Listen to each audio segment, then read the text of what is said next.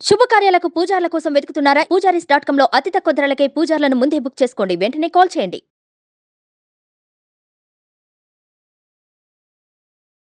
నమస్తే సురేష్ గారు. నమస్తే అండి ఉషా గారు. 2024కి సంబంధించి చాలామంది జాతకరీత్యా చూసుకుంటే ఏ విధంగా ఉండబోతుందని తెలుసుకోవాలనుకుంటూ ఉంటారు. రాసుల వారికి ఒక్కొక్కరు మాకు ఈ సంవత్సరం ఏ విధంగా ఉంది, వ్యాపార రీత్యా, ఉద్యోగ రీత్యా అని అడుగుతూ ఉంటారు. మిథున రాశి వారికి ఈ నూతన సంవత్సరం ఏ విధంగా ఉండబోతుంది, ప్రత్యేకించి ఏ ఏ విషయాల్లో జాగ్రత్తలు తప్పకుండా వహించాలి అంటారు? ఖచ్చితంగా అండి, చాలా మంచి క్వశ్చన్. ఎందుకంటేనండి ప్రతి ఒక్కళ్ళు రాబోయే సంవత్సరం వాళ్ళ జాతకం ఎలా ఉంది ఏంటని తెలుసుకోవాల్సిన రెస్పాన్సిబిలిటీ ప్రతి ఒక్కళ్ళ మీద ఉందండి.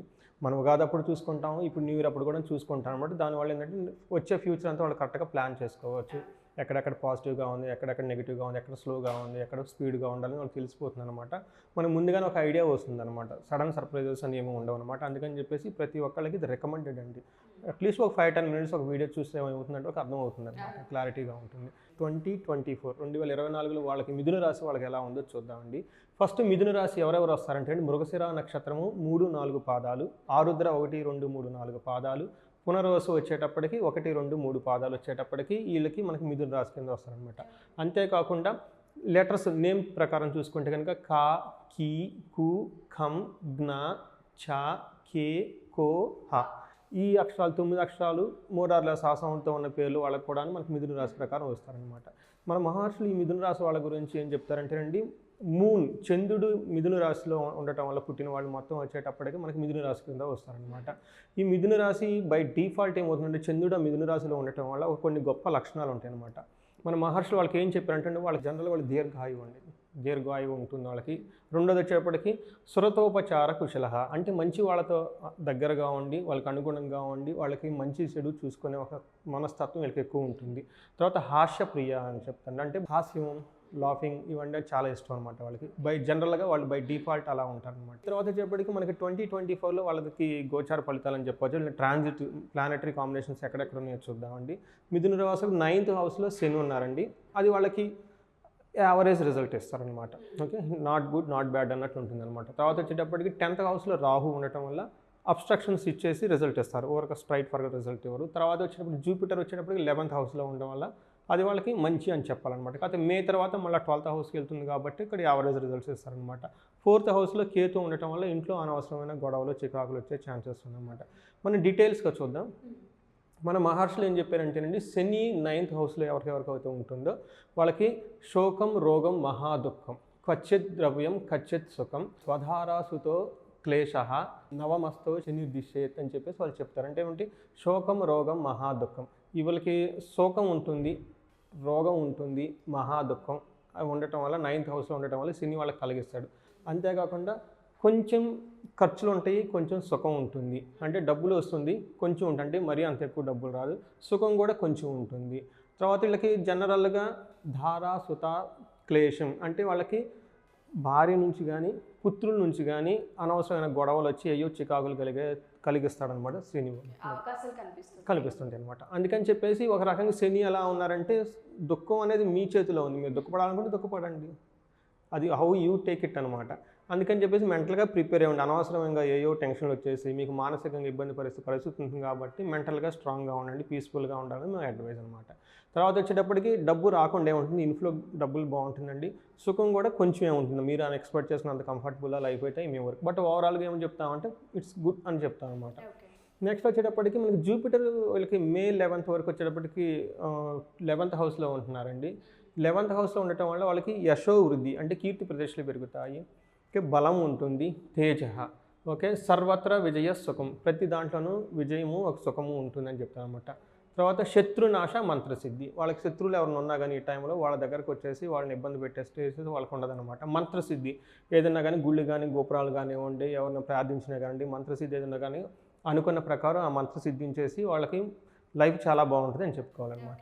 గురువు వచ్చేటప్పుడు వాళ్ళకి మే తర్వాత మళ్ళీ 12th హౌస్లోకి షిఫ్ట్ అయిపోతూ ఉండటం వల్ల వాళ్ళకి కొంచెం ప్రాబ్లమ్స్ ఉంటాయి. అంటే అప్పటి నుంచి వాళ్ళకి అనవసరమైన ఖర్చులు వస్తాయి అనమాట. ఆ ఖర్చులు కూడా మంచి పనులకు ఖర్చు పెడతారు, అంటే మ్యారేజెస్ కానివ్వండి, ఫంక్షన్స్కి అటెండ్ అవ్వటం, బర్త్డే సెలబ్రేట్ చేయడం, ఒక మంచి సందర్భంగా వాళ్ళు అంటే మంచి కార్యాలు చేస్తారు, దానివల్ల డబ్బు ఖర్చు అవుతుందని మనం చెప్పుకోవచ్చు అనమాట. ప్రాణి విక్రయ దోషణం, అనవసరంగా దూషణలు పట్టడం. ఓకే, జనరల్గా రైతులకైతే పశువులు కానీ ఏమైనా ఉంటే వాటికి సంబంధించిన వాటిని అమ్మటం కానీ అట్లాంటి ఇన్సిడెంట్స్ జరిగే అవకాశం ఎక్కువ ఉందన్నమాట. స్థాన భ్రష్టంచే దారిద్ర్యం, ఇది ఇంపార్టెంట్. జనరల్గా ప్రమోషన్స్ కాకుండా మనకి డిమోషన్స్, ఒక చోట నుంచి ఒక చోట జాబ్ షిఫ్ట్ అయ్యే ఛాన్సెస్ అవన్నీ వచ్చేటప్పటికి మనకి మే తర్వాత క్లీన్గా ఉందండి. తర్వాత దారిద్ర్యం అంటే అనవసరంగా అన్నం తినకపోవటం, తలనొప్పి రావటం, మాటలు పట్టడం, ఇవన్నీ ఛాన్సెస్ మే తర్వాత వీళ్ళకి ఎక్కువ ఉన్నాయన్నమాట, కనిపిస్తుంది. ఇవి ఏంటంటే మేజర్ ప్లానెట్స్ శని గురువు ఉండటం వల్ల. తర్వాత ఇవి కాకుండా మనకి రాహు కేతుని కూడా మనం చూసుకుంటాము. రాహు వచ్చేటప్పటికి ఏం చేస్తారంటే వాళ్ళకి 10th హౌస్లో ఉండటం వల్ల ప్రొఫెషన్లో అబ్స్ట్రక్షన్స్తో కూడి ఉంటుందన్నమాట. అంటే ఏ పని కూడా స్ట్రైట్ ఫార్వర్డ్ కావద్దు, ముందు ఒక అబ్స్ట్రక్షన్ వచ్చేసి మళ్ళీ ముందుకెళ్ళటం, ఒక అబ్స్ట్రక్షన్ వచ్చి ముందుకెళ్ళటం అలా ఉంటుందన్నమాట. సో దాంతోపాటు ఏమవుతుందంటే ధన వ్యయం ఉంటుంది, అనారోగ్యం కూడా వచ్చే ఛాన్సెస్ ఎక్కువ ఉంటుందన్నమాట. తర్వాత 4వ ఇంట్లో మళ్ళీ కేతు ఉండటం వల్ల సేమ్ అనారోగ్యాన్ని చూపిస్తుంది. యత్నకార్య విఘ్నం అంటారు, అధైర్యము, స్త్రీల వలన కలహం. స్త్రీలు అంటే అది మనం ఇందాక శనికి కూడా చూసుకున్నాము. ప్లస్ కేతు కూడాను అదే వాళ్ళకి స్త్రీల వల్ల కలహం చూపిస్తుంది. ఆఫీస్లో కానివ్వండి, ఇంకొక చోట కానివ్వండి, లేడీస్తో కొంచెం జాగ్రత్తగా రిలేషన్షిప్ మెయింటైన్ చేస్తూ అనవసరమైన వాటికి లిటిగేషన్స్ పాటుగా వెళ్ళకుండా ఉంటే చాలా బాగుంటుంది అని చెప్పేసి మనకి హింట్ ఇస్తున్నారనమాట. తర్వాత ఇప్పుడు కెరియర్ వైజ్ చూస్తే ఎలా ఉంటుందంటే ఓవరాల్గా మనం ఆల్రెడీ చెప్పుకున్నాం, కెరియర్లో స్ట్రైట్గా వాళ్ళకి రిజల్ట్ ఉండదు, కొంచెం అబ్స్ట్రక్షన్స్తో కూడి రిజల్ట్ ఉంటుంది. దాని గురించి వాళ్ళకి హార్డ్ వర్క్ చేయాలన్నమాట, బ్యాకప్ ఎప్పుడు పెట్టుకుని ఉండాలి. తర్వాత ఏంటంటే ఎక్స్పెక్టివ్ ప్రమోషన్ ఇన్ ఏప్రిల్ మంత్లో కనుక వాళ్ళు చూస్తే ప్రమోషన్స్ వచ్చే ఛాన్సెస్ ఉందన్నమాట. ఎందుకంటే మళ్ళీ మే తర్వాత వాళ్ళకి బాగలేదు కాబట్టి ఈ లోపే గురువు షిఫ్ట్ అయ్యే ముందు ఒక ప్రమోషన్ ఇచ్చేసి షిఫ్ట్ అవుతారనమాట. తర్వాత ట్రావెలింగ్ వచ్చేటప్పటికి మే తర్వాత కెరీర్కి సంబంధించి లేదంటే ఉద్యోగానికి సంబంధించి ట్రావెలింగ్లో వచ్చే ఛాన్సెస్ వాళ్ళకి ఉంది. తర్వాత న్యూ జాబ్ ఎవరికైనా కావాలనుకుంటే మార్చి ఏప్రిల్లో వాళ్ళకి బాగుంటుంది, చాలా అనుకూలంగా ఉంటుంది. మళ్ళీ సెప్టెంబర్ అక్టోబర్లో కూడాను ప్రమోషన్స్కి వాళ్ళకి ట్రిగ్గర్ అయ్యే టైం ఉందన్నమాట. ఎవరైతే మిథున రాశి వాళ్ళు జాబ్ పర్పస్ ట్రై చేస్తూ ఉన్నారో ఈ కాలంలో కనుక ఈ మార్చి 7th నుంచి మార్చి 31st ప్రయత్నించాలి. మళ్ళీ సెప్టెంబర్ 18th నుంచి అక్టోబర్ 13th వరకు బాగుంటుంది అనమాట. ఆ తర్వాత వీళ్ళకి ఓవరాల్గా మే తర్వాత వాళ్ళ సీనియర్లతో అనవసరంగా గొడవ పట్టడం కానివ్వండి, అలాంటి ఏం చేయకండి. వాళ్ళు ఓకే అన్నట్లుగా 50-50గా ఉండేసి డిప్లొమాటిక్గా ఉండేసి మీ వర్క్ మీరు చాలా స్మార్ట్గా చేసుకోవటం నేర్చేసుకోవాలన్నమాట. అంతకుముందు ఉన్నట్లు ఉండదన్నమాట. అప్పటిదాకా ఏంటంటే ఎలా ఉన్నా వెళ్ళిపోతుంది అంటూ ఉన్న సిచ్యువేషను కొంచెం మీ బాస్ కానివ్వండి, మీ సీనియర్లు కానీ మీ వర్క్ని బాగా క్లీన్గా గమనిస్తూ ఉంటారు కాబట్టి, చాలా క్లోజ్ అబ్జర్వేషన్ ఉంటుంది కాబట్టి వాళ్ళతో అనవసరమైన ఆర్గ్యుమెంట్స్ అవి ఏం చేసుకోకుండా స్మూత్గా ఉండాలి. తర్వాత హెల్త్ వచ్చేటప్పటికి హెల్త్ ఓవరాల్గా అప్స్ అండ్ డౌన్స్ ఉంటుంది. ఇది బాగుంటుంది నేను చెప్పలేను. చాలా అటెన్షన్ హెల్త్కి చేయాలి. ఏప్రిల్, ఫిబ్రవరి, మార్చిలో చాలా హెల్త్కి సంబంధించిన అటెన్షన్ పే చేయాల్సి ఉంటుంది. వాళ్ళు జనరల్గా వచ్చేటప్పుడు అంత పెద్ద ప్రాబ్లమ్స్ అంటే ఐ ప్రాబ్లమ్స్, నీ పెయిన్స్ ఇవన్నీ జనరల్గా ఉంటాయి. బట్ అంత ఓవరాల్గా మనం ప్రాబ్లం ఉందని చెప్పలేము, ఇలా అని కూడా చెప్పలేము. But ups and downs health wise ఉంటుంది. తర్వాత ఫ్యామిలీ రిలేషన్షిప్స్ వచ్చేటప్పటికి ట్రస్ట్ ఇష్యూస్ బాగుంటాయండి. ఫ్యామిలీలో కేతు 4th హౌస్లో ఉండటం వల్ల వాళ్ళకి భార్యాభర్తల మధ్య సంబంధంలో వాళ్ళకి ఏమంటే విశ్వాసం ఉండాలన్నమాట. ఒకళ్ళ మీద ఒకటి ఆ విశ్వాసం అనేది కోల్పోయే సిచ్యువేషన్లు వస్తాయి. రెండోది స్త్రీల వల్ల గొడవలు అవుతాయి, మనం ఆల్రెడీ చెప్పుకున్నాం అనమాట. తర్వాత సిబ్లింగ్స్తో వాళ్ళకి రిలేషన్షిప్ బాగుంటుంది అనమాట. సిస్టర్స్తో కానీ బ్రదర్స్తో కానీ వాళ్ళ రిలేషన్షిప్ బాగుంటుంది. బిజినెస్లో కానీ వాళ్ళు ఏదైనా ఉంటే కనుక బిజినెస్లో పరంగా మనకి అన్నాదమ్ముళ్ళు, అక్కా చెల్లెళ్ళు వచ్చి వీళ్ళకి సపోర్ట్ చేస్తారు, అంతవరకు ప్రాబ్లం ఏం లేదు. బట్ ఓవరాల్గా వచ్చేటప్పటికి కొంచెం ట్రస్ట్ రిలేటెడ్ ఫ్యాక్టర్స్ని ఎక్కువ బిల్డ్ చేసుకోవాల్సి ఉంటుందండి. తర్వాత మనీ రిలేటెడ్ మ్యాటర్ ఓవరాల్గా చూసుకుంటే ఏమవుతుందంటే మనీ ఫ్లో వీళ్ళకి చాలా బాగుంటుంది, మే వరకు చాలా బాగుంటుంది. ఎందుకంటే శని కూడాను వీళ్ళకి ధనాన్ని ఇస్తాడు, జనం అయితే ఆపరు. తర్వాత గురువు కూడా వాళ్ళకి సపోర్ట్గా ఉన్నారు కాబట్టి మనీ ఫ్లో అయితే చాలా బాగుంటుంది. తర్వాత సడన్గా మంచి పనులకి సంబంధించి, పుణ్యకారాలకు సంబంధించి, లేకుంటే తీర్థయాత్రలకు సంబంధించి వీళ్ళు ఖర్చు ఎక్కువ పెట్టుకుంటారు, బడ్జెట్ ఎక్కువ ఓవర్ షూట్ అయిపోతుంది. తర్వాత రిలీజియస్ యాక్టివిటీస్కి చాలా ఎక్కువగా వాళ్ళు స్పెండ్ చేస్తూ ఉంటారనమాట, మే నుంచి కానీ అప్పటి నుంచి తర్వాత కానీ. తర్వాత ఫైనాన్షియల్గా ఓవరాల్గా మనకి రిస్క్ ఎప్పుడు ఉంటుందంటే ఫిబ్రవరి, మార్చ్ 2024 ఫిబ్రవరి, మార్చిలో అనవసరంగా ఫైనాన్షియల్కి సంబంధించిన డబ్బులు పోగొట్టుకునే ఛాన్స్ ఎక్కువ ఉంది కాబట్టి కేర్ఫుల్గా ఉండాలని చెప్తుంది. బట్ అదర్వైజ్ ఓవరాల్గా మనీ ఫ్లో బాగుందని చెప్పాలి. తర్వాత వీళ్ళకి వచ్చేటప్పటికి ఏం చేస్తే బాగుంటుందండి, పరిహారంలో ఒకటి విష్ణు సహస్రనామాలు డైలీ విన్నా కానివ్వండి, చదివినా కానీ చాలా మంచిది. తర్వాత దుర్గా సప్తశ్లోకి అని ఉంటుందండి, లేకుంటే ఆదిత్య హృదయ స్తోత్రం. ఎందుకంటే కెరీర్లో ఈ అబ్స్ట్రక్షన్స్ రాకుండా ముందుకెళ్ళటానికి చాలా స్మూత్గా ఉపయోగపడుతుంది అనమాట. దుర్గా సప్తశ్లోకి చాలా చిన్నది, 7 శ్లోకాసే ఉంటాయి కాబట్టి చాలా ఎఫెక్టివ్గా ఆ మంత్రం చదవాలని నేను కోరుకుంటున్నాను. తర్వాత మృత్యుంజయ మంత్రం, హెల్త్ రిలేటెడ్ కనుక మృత్యుంజయ మంత్రాన్ని జపిస్తూ ఉంటే వీళ్ళకి మెయిన్ హెల్త్ రిలేటెడ్ ఇష్యూకి సంబంధించి కేర్ఫుల్గా ఉంటుంది. తర్వాత ఉద్యోగంలో స్ట్రాంగ్గా ఉంటానికి దుర్గా సప్తశ్లోకి కనుక చేస్తూ ఉంటే ఈ 2 చిన్న పరిహారాలు కానీ చాలా మంచి రిజల్ట్ వచ్చే పరిహారాలు కాబట్టి ఇవి చేస్తూ ఉంటే చాలా బాగుంటుందండి మిథున రాశి వారికి.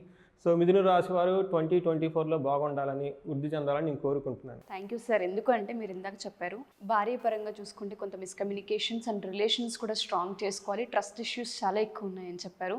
ఒక మనీ పరంగా మాత్రమే కొంచెం ఫ్లో కనిపిస్తూ ఉంది వాళ్ళకి, మిగతా అన్ని విషయాల్లో హెల్త్ పరంగా చూసుకున్న కొంత అన్కంఫర్ట్గానే కనిపిస్తుంది. కాబట్టి ఎవరైనా మిథున రాశి వాళ్ళు మన ఈ ఎపిసోడ్ చూసిన తర్వాత వాళ్ళ ఇంట్లో వాళ్ళకి కానివ్వండి, వాళ్ళకి కానివ్వండి, ఒకసారి కన్సల్ట్ అవ్వాలి, జాతకరీత్యా పరిహారం ఏంటో తెలుసుకోవాలనుకున్నా, ఏం చేస్తే బాగుంటుందని అడగాలి అనుకున్నా ఒకసారి మనం అపాయింట్మెంట్ తీసుకునే అవకాశం ఉంటుంది అంటారు. ఉషా గారు, ఒక ముఖ్య ఉద్దేశం ఏమంటారంటే, ఇది అందరూ నేర్చుకోవాలి సబ్జెక్ట్ అండి, ఇండియన్ సైన్స్ అండి, ఇది చాలా ఓషన్ ఉంటుందన్నమాట. అసలు నేను ఏం చెప్తానంటే, మన ఇంట్లో మనమే ఒకళ్ళు అట్లీస్ట్ ఒక వేదిక ఆస్ట్రాలజీ, ఒక వేదిక పండితులు తెలిసిన వాళ్ళు ఉండాలి. వచ్చేసి నేర్చుకోవచ్చు, చాలా సింపుల్ అనమాట. 1 వీక్ 10 డేస్లో ఈ రాశి ఫలాలు ఎలా చేసుకోవాలి, వర్ష ఫలాలు ఎలా చూసుకోవాలి మీరే నేర్చేసుకోవచ్చు అనమాట. ఒక 5 డేస్ కోర్స్ లాగా చేసి మనం దానికి అటెండ్ అయితే ది బెస్ట్ అనమాట. లేని పక్షంలో అట్లీస్ట్ వాళ్ళకి 1-to-1 కౌన్సిలింగ్ కానీ ఇంకా కావాల్సి ఉంటాయి కానీ, వేరే ఇష్యూస్ కానీ, మ్యారేజెస్ కానీ, హెల్త్ రిలేటెడ్ ఇష్యూస్ ఉన్నా కానీ మనకి స్క్రీన్ మీద కనిపిస్తున్న నెంబర్ కానీ కనెక్ట్ అయితే మనకి కౌన్సిలింగ్ ఇవ్వచ్చు astrology point of view. Thank you sir, thank you so much. Thank you అండి ఉషా గారు. సో ఎవరైనా సరే మా ఈ ఎపిసోడ్ చూసిన తర్వాత జాతక రీత్యా కనుక ఒకసారి సురేష్ గారిని కనుక కలవాలి అనుకుంటే ఖచ్చితంగా అప్రోచ్ అవ్వచ్చు. అది ఆఫ్లైన్ కావచ్చు, ఆన్లైన్ కావచ్చు, 2 అపాయింట్మెంట్లు తీసుకునే అవకాశం ఉంటుంది. జాతక రీత్యా మేము కొన్ని రాశుల గురించి మాట్లాడుతున్నప్పుడు ఇది మా రాశి, మాకు ఇలా అనిపిస్తుంది, కొన్ని కనిపిస్తున్నాయి కాబట్టి పరిహారం తెలుసుకోవాలనుకుంటున్నామని మీరు ఏమాత్రం అనిపించినా ఖచ్చితంగా ఎంక్వైరీ కాల్ చేయొచ్చు. సురేష్ గారి టీం మీకు పూర్తి వివరాలను అందిస్తారు. Thank you.